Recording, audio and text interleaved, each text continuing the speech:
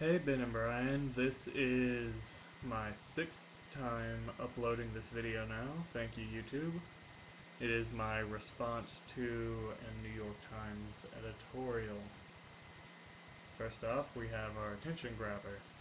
You know when you're channel surfing and you come upon one of your favorite movies, like, everyone's favorite, Blade 2 with Wesley Snipes, on a channel like TNT?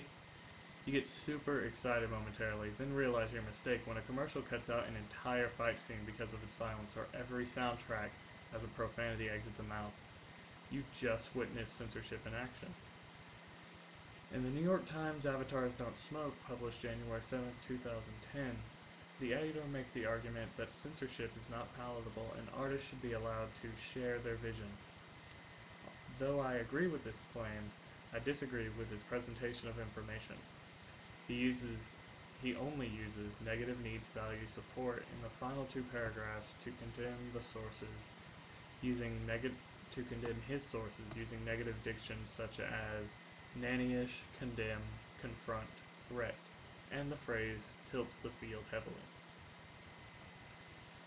Though the author preaches his desire for the use of information instead of nannying, he does not give documented support for his cause. This lack of support makes his argument very weak and easy to push over or to push through. In an article that I found called Silenced, Censorship, and Control of the Internet,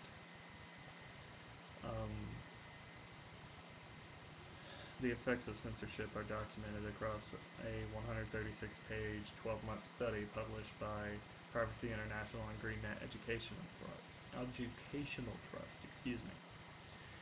This study does not condemn nor condone censorship, instead chronicling its effects, good and bad.